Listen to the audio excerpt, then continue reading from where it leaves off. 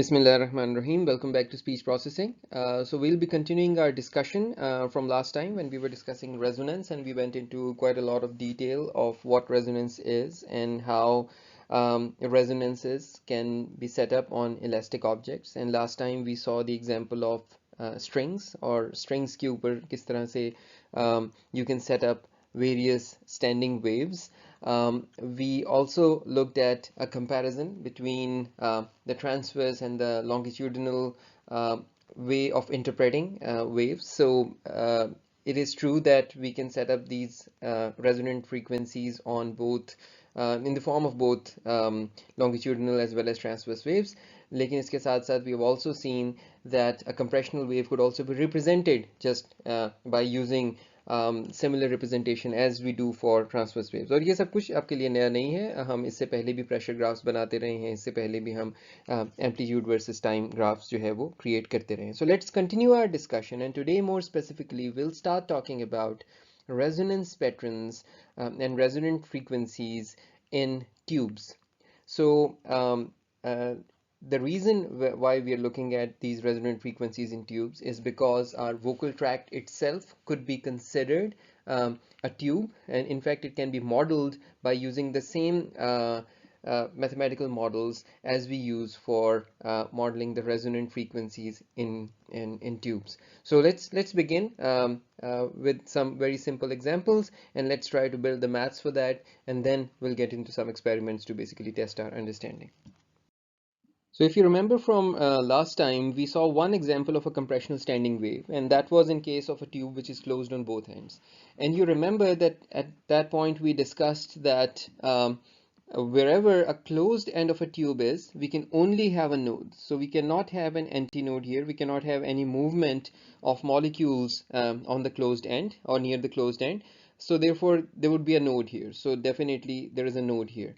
And in terms of freedom, the most free part in terms of the molecules in this whole tube is this open end.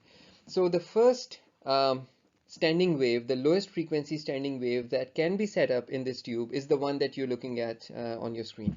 So this is the standing wave where we have minimum movement here and maximum movement, maximum displacement of molecules on this open end, right? So if we would have had a closed end here, then definitely there would have been a node here as well, and then this would have been the antinode for the first for the lowest frequency, that is for the fundamental. But now that we have an open end here, therefore the antinode can be placed here, and this is the lowest frequency for which we can set up our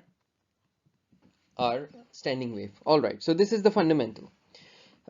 Just to explain the graphs, the first graph shows the compressional wave. The second graph shows the displacement of individual molecules. So we have the minimum displacement here and the maximum displacement here. If you look at any individual molecule, you will see the displacement. So this is what is being tracked here in this first graph. In this second graph, you're looking at basically pressure.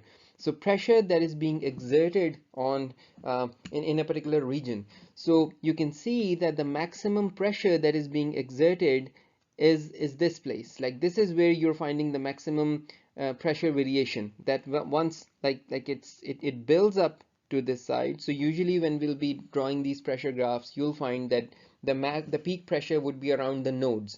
So the nodes would be pushed in, and a compression would be created at the node points, and then the rarefactions would be created at the node points. So therefore, at the node points, we're going to see either the maximum or the minimum pressure. So that means the maximum pressure variation. Whereas at this point, which is the open end, the variation of pressure is the minimum, because we don't have a node here. So we'll have the maximum pressure variation around nodes. All right, so now that we understand the graph, now that we understand all three graphs, now we are ready to basically start calculating. So last time, if you remember, we said that we will come up with the maths required for calculating the actual frequencies of these resonant of the actual resonant frequencies that can be set up in a particular tube. So for a tube which is closed on one end and open on one end, now we'll try to develop the required maths to figure out the fundamental and the overtones for a tube of a particular length. So now for this for this and the following slides, let's assume that the length of the tube is L.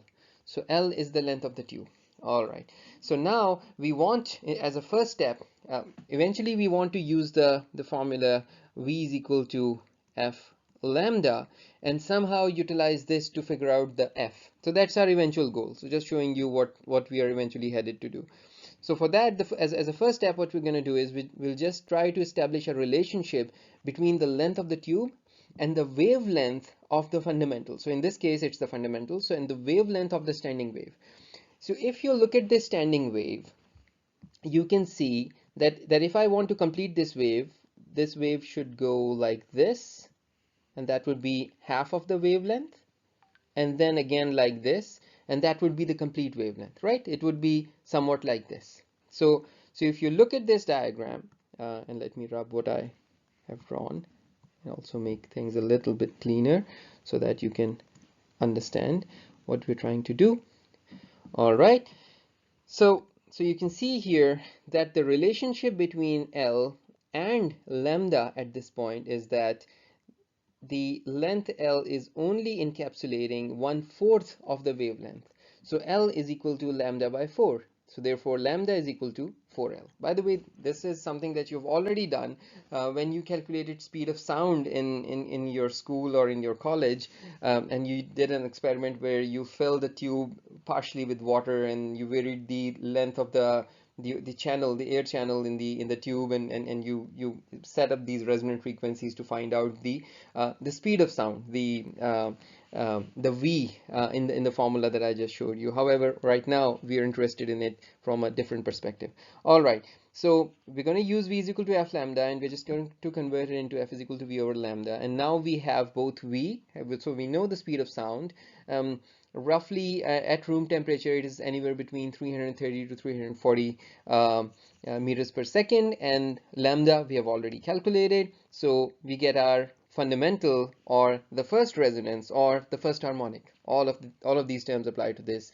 At F naught is equal to V over 4L. So this is where the fundamental is going to be set up. So if we set V equal to the speed of sound, and if we set L to a particular number, we're going to find out where the fundamental would be. So for example, for a tube length of 0.165, by the way, the reason I'm using that is because I have a tube of this length with which we're going to perform some experiments. So this is 16.5 centimeter long tube, and setting V is equal to 330 meters per second, we can easily figure out that the fundamental would be at 500 hertz. All right, everyone with me? Just one more thing that I want to draw here before I move on, in terms of a frequency domain graph, where this is frequency and this is I don't know, the energy or the power or the contribution of that frequency on the vertical axis. So let me just call it the magnitude of that frequency. So in terms of that, we're gonna get at 500 hertz, we'll be getting a peak. So it will be like this. Why isn't it just a straight line like this, that we have a resonance at exactly 500 but nothing before or after? Because it doesn't work like that. So we do have peaks where we have a resonant frequency, but as we get close to that, we get better and better at setting up these resonances, so that and at exactly 500 we're going to get the exact resonance. So we're going to look at a little bit more when we're going to do the experiment with this, but we'll be looking at a lot of these frequency domain plots, and we'll be looking at these spectral representations of the resonances in tubes and so on and so forth. So but yeah, I'll keep drawing these as I'll go on in these lectures, in this lecture.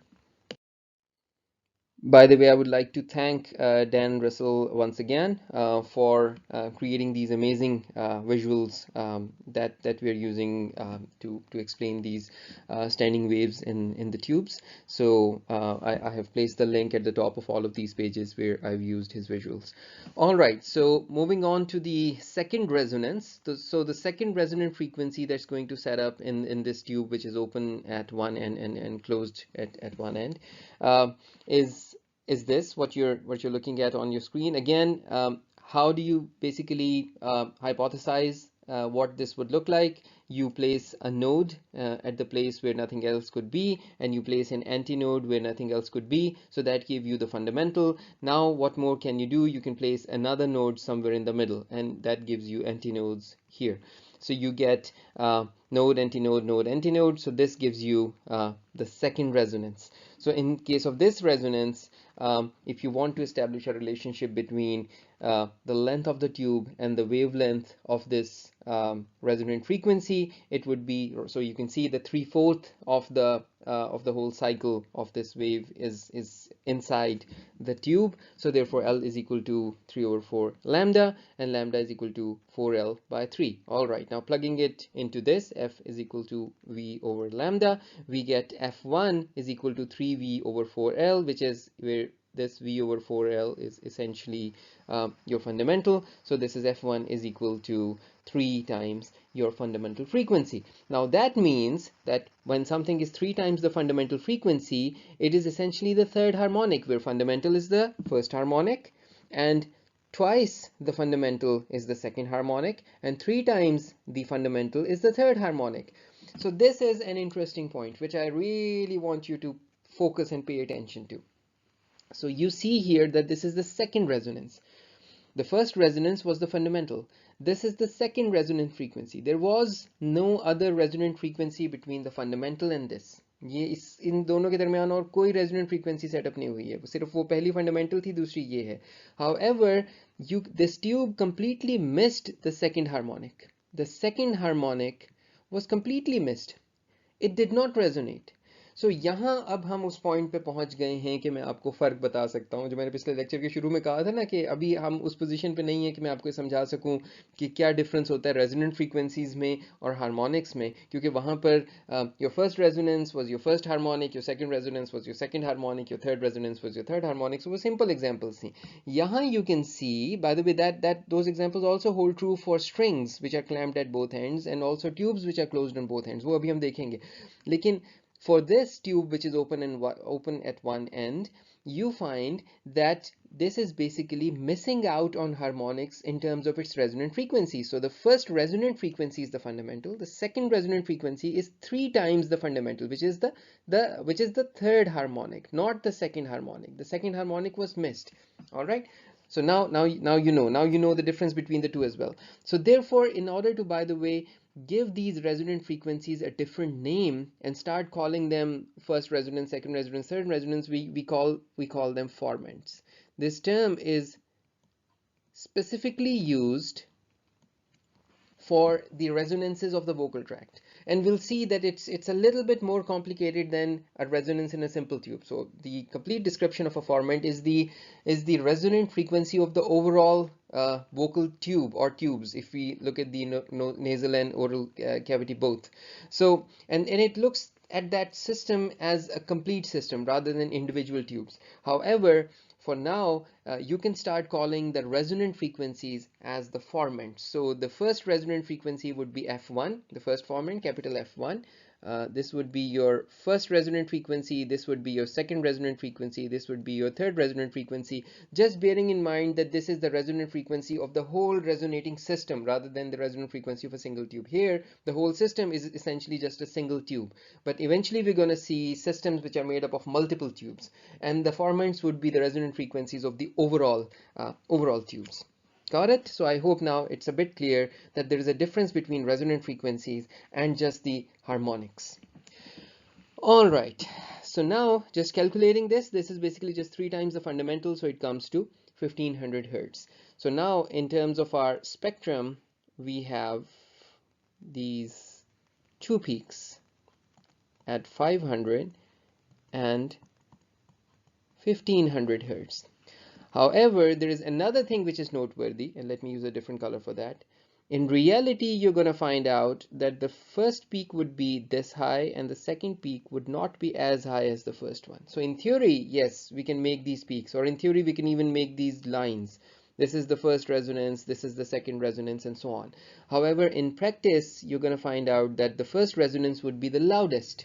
The second resonance would be slightly lower, its contribution would be slightly lower. So there will be more filtering done for that second resonant frequency, and the third would even be lower. So there would be a tilt in this graph, and that is known as a spectral tilt. We're going to look at that. All right. Let's look at the third resonant frequency. So this is the third resonant frequency. You get again, using the same method, you get a node here, and you get a node here. All right, and you get a node here, and you get an antinode here. Now, just based on that, we get an antinode here and an antinode here. So we have antinode, node, node, antinode, node, and antinode, just making sure that I haven't missed anything. All right, so now we see the same pattern again. Let me use this graph now to further explain this third graph, which I wanted to just make a little bit more clear, so you can easily understand what the displacement graph means. This is just tracking the displacement of individual particles. Red color was better for this. So individual particles, so there is a great displacement here, but the amount of displacement here is not so much, so the particles are standing still. So again, there would be a point here where the particles are standing still. So actually it's approximately this point. It's actually a little bit towards the left, so let me draw it. It's here, so this node is actually here. All right, and again, there's a point here where particles are standing still. So the displacement graph is easy to track. For the pressure graph, the maximum density variation is happening here, here, and here. These are the places which are now changing between dark and light, dark and light. So dense, rare, dense, rare. Whereas these places don't show a lot of density variation. If you look at the intra-particle distances, they remain quite similar in these areas, whereas they change a lot very close to the nodes. So where you have the displacement nodes, you have the pressure antinodes. So you have the pressure antinodes and the displacement nodes quite aligned with each other. So the pressure nodes and displacement antinodes are aligned with each other, because the pressure nodes are tracking density of particles and therefore pressure, and the displacement nodes are tracking the movement of particles, the to and fro movement, the simple harmonic motion. All right, the calculation is fairly straightforward. One thing that you need to understand here is now this wave is basically, you have one complete wavelength, and this is 1/4 of a wavelength. So this is lambda plus lambda by 4, which is essentially 5 lambda by 4. All right, moving on to the next one, which is the fourth resonant frequency. In this fourth resonant frequency, you essentially see that now our tube is basically containing one whole lambda, and this is basically just 3/4 of a lambda. So this is essentially overall 7 lambda by 4. Again, you can take some time and you can track the nodes and the antinodes and so on and so forth. And following the same pattern, our fourth resonance, which is the fourth formant in this case as well. So the fourth resonant frequency is essentially the seventh harmonic. As you saw in the last one, where I did not mention in the last slide, the third resonant frequency was the fifth harmonic.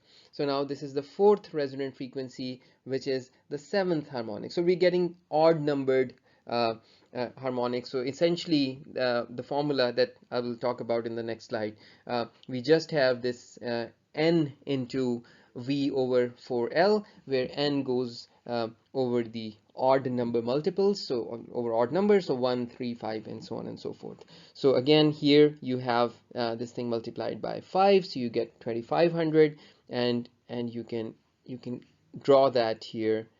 You have your 500 and your 1500 and your 2500 and your 3500, and so on and so forth. So this is your fourth resonant frequency. All right, so this is the last one we're going to look at. By the way, on the last slide, I think when I spoke it, I think लिखा हुआ ठीक था. जब मैंने बोला तो I called it the I think 2500. So it was 3500. It was 7 times the fundamental in the last one. So it was 3500. The one previous to that one was 2500. So we have been just following the odd number multiples of this fundamental here. So okay, so for this one, which is the fifth resonant frequency, and also that we have found to be the ninth harmonic. For this one, you can see that we have 1 lambda, 2 lambda, and then 1 over 4 lambda. So it's 2 lambda plus lambda by 4, which is essentially what you get here. So this is 9 lambda by 4.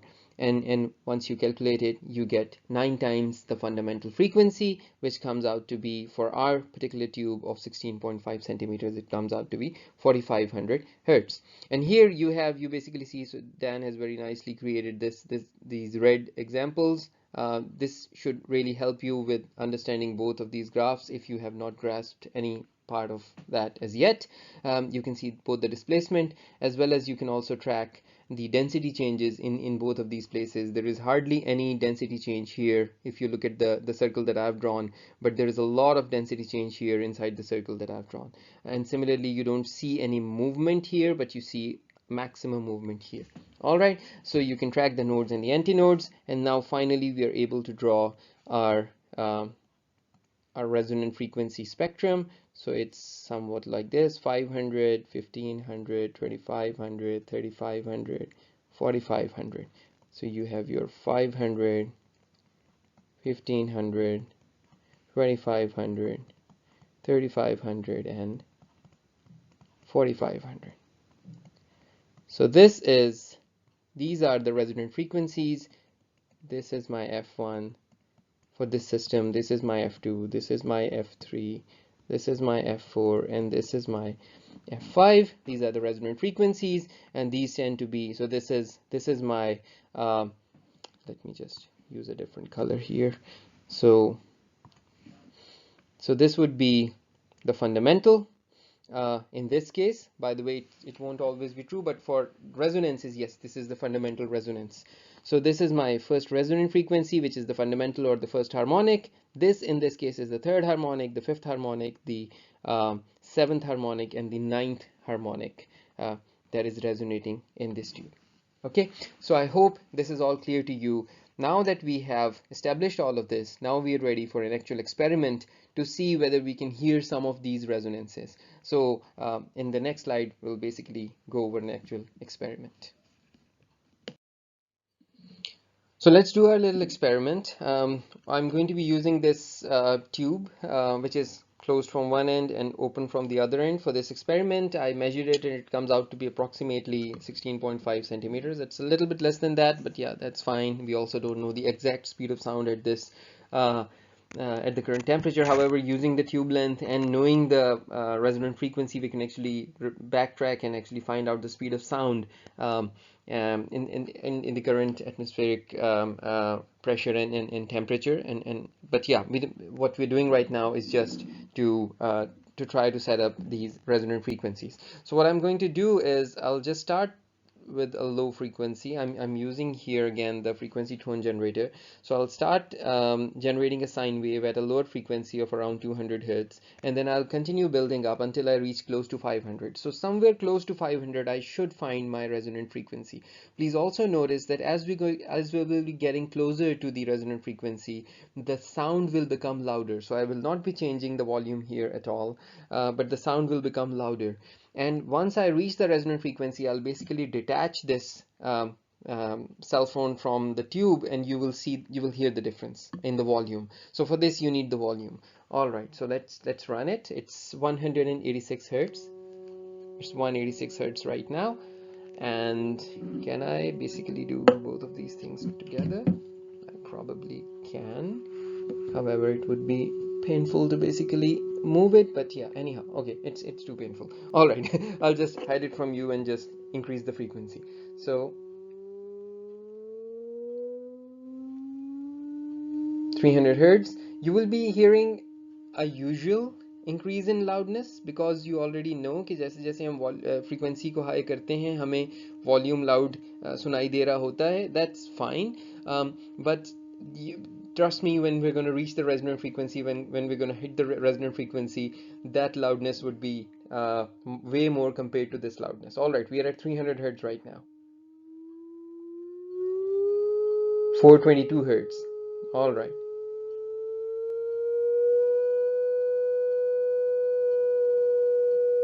Okay, 480, 460, 470,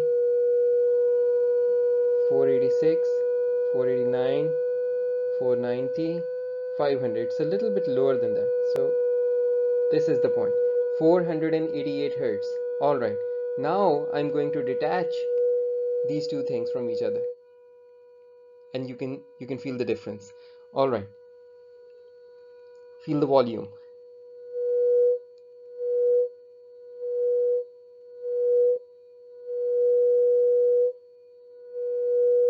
That's your standing wave. You can actually feel the tube vibrating in your hands. Basically, it's the column of air which is vibrating, but it's a thin plastic tube, so you can hear it vibrating. All right. Let me try to go up to 1500 and see if we get something interesting there. I may have to lower the volume a little bit because it's going to become unbearable, especially for me. But yeah, we're at 1000, lowering the volume. There are other people around in other offices as well. 1268.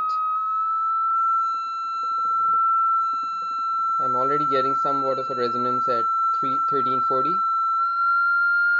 Wow. 1400 hertz. I'm getting something. Lowering the volume again. All right, 1478. This is pretty high.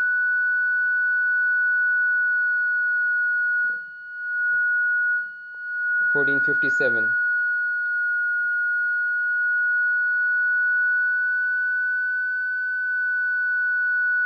Okay, 1475. This is where our second resonance is.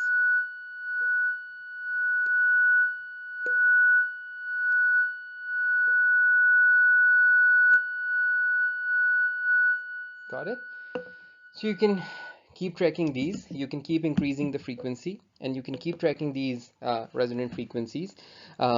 This is a fun experiment, by the way. And similar effects also happen when you are, for example, if you have ever done recitation or singing or anything or speeches, and if you're standing in a relatively closed space, जैसे कि कोई corridor या lobby, for certain frequencies, usually lower frequencies, you basically feel there is a resonance around you. This also happens if you try to sing a particular tune when you're in a car or in a closed vehicle. You also find the same effect there, that for certain low frequencies आपको feel होता है कि कुछ इर्द गिर्द resonate कर रही हैं चीजें.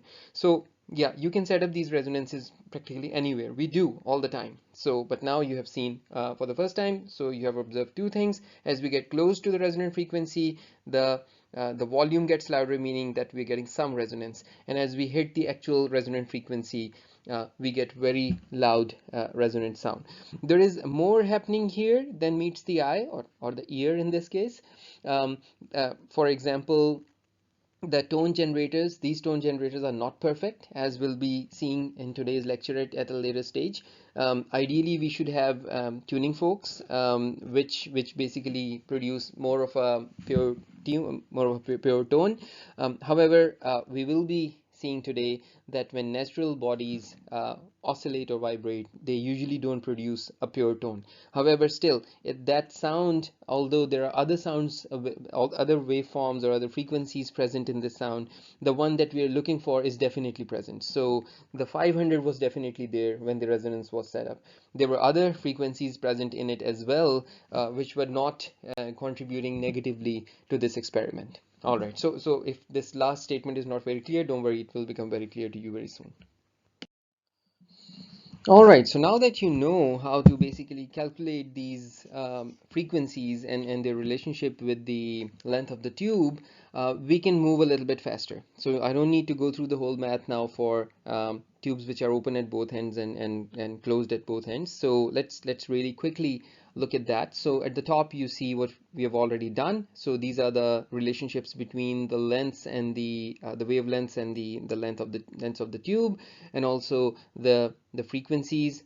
Here they started from f1, f2, f3, f4, meaning this in this case is the first resonant frequency, this is the second resonant frequency, the third resonant frequency, and the fourth resonant frequency. As I told you earlier, we can basically move back and forth between these two notations. We can call them 1, 2, 3, 4, the first resonance, second resonance, third resonance, and so on. We can also call them the F naught, and then keep numbering them according to the overtone number. So if this would have been F0, then this would have been F3, and then this would have been F5, and then this would have been F7. So don't get confused by this. That's why I'm repeating it again and again, so that you're very clear about this.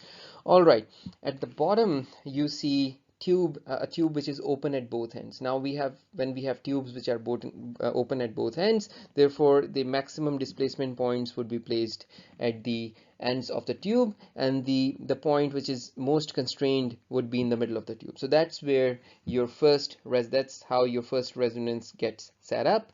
So your first resonant frequency would be this, and you can see here that a complete wave, like half of your lambda, half of your wavelength is contained within this tube. Like there is if the total wave is like this, then this is what you're containing inside your tube at this point.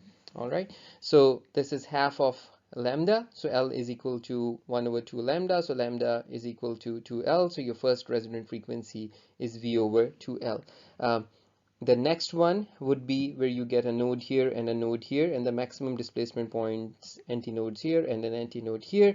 So the relationship would be essentially lambda is equal to L. So L is equal to lambda in this case. So you get F2 is equal to V over L. But if you just write it slightly differently, it's essentially 2V over 2L.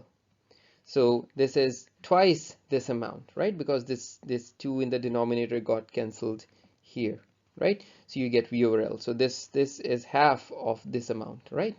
All right, and then the next one here you have 1 full lambda, and then half of lambda. So this is 3 over 2 lambda, so lambda is equal to 2 over 3L, which is 3 V over 2L, which is essentially your 3 times your fundamental, so 3 times your F0. So this is essentially this is your F0, and this is your this is equal to twice your F0, and this is equal to this last one, this is equal to 4 times your F0, and so on and so forth. So now, at least in a tube which is open on both ends, we are following simply an exact matching, a one-to-one matching between the resonant frequencies and the overtones, or the harmonics. So the first harmonic is the first resonant frequency, the second harmonic is the second resonant frequency, a third harmonic is the third resonant frequency, and so on and so forth. So I hope this is clear to you. So here, just to finally conclude and compare across all the 3 types of tubes that we have seen, we have tubes which are closed on both ends, open on both ends, and open on one end. So here, in case of these tubes, we found that the first resonance is set up at the fundamental frequency, the second resonance is set up at 3 times the fundamental frequency, and the next resonance is set up at the 5th harmonic, or 5 times the fundamental frequency. Whereas in case of the tube which is open on both ends, the first resonance is set up at the fundamental frequency, the second resonance is set up at twice the fundamental frequency, and the third resonance is set up at 3 times the fundamental frequency, and so on and so forth. Whereas in this case, which we have not analyzed in at least today's video, we saw it in the last video, here you have a tube which is closed on both ends, so you can only have nodes on these endpoints, as you can see, and then you get a node here, and then you get a node here, and so on and so forth. So again, this is half of lambda, so this is F1 is equal to fundamental frequency, this is F2 is equal to twice the fundamental frequency, and this is F3 is equal to 3 times the fundamental frequency. You can repeat it by yourself, but you can very easily also observe that these things remain the same. So basically the relationships are same for tubes which are open on both ends and closed on both ends. So in this category you have instruments like your drum, जो तबला हमारा होता है, or in this category you have instruments which are like pipe-like instruments open on both sides. In this category, in terms of musical instruments, you have instruments which are closed from one side, open from the other side, and you basically introduce some sort of a frequency-rich sound into it, either from the side by blowing into it or by using some kind of a clapper, which produces those impulses in the tube.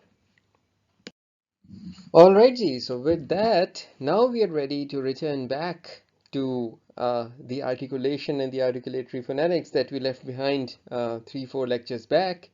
So we have covered enough ground, so now we can go back and we can try understanding from an acoustic perspective how the vowels and the consonants work. From here onwards, these resources would be really useful for you. So the book on acoustics of speech communication, fundamental speech perception theory, and so on, and technology. So that by Pickett. So that book is now really important for you, and I would recommend that you go through these chapters, the relevant chapters, which we have already discussed. Then the second book, which is also in your outline, A Course in Phonetics by Ladefoged, that would also be a helpful resource. There would be other resources that I will keep pointing out as we go on, and I've given some links here as well. So let's move on and let's revisit what we covered earlier and try to link these various pieces of knowledge together to figure out what's going on when we speak. So remember these consonants that we looked at? We looked at the places of articulation. We looked at the manners of articulation. We looked at these various interesting sounds which are present in Urdu. Uh, we looked at the vowels, the front vowels, the back vowels, the central vowels. We looked at this whole spectrum of all of the vowels. So now all of this would be relevant, and we'll be discussing these things again, and we'll be going over some of these spectrograms again as well. So this is the complete Urdu phonemic inventory that you did earlier, and I am hoping and assuming that now you are quite good with this and quite good with phonetic transcription or phonemic transcription of text.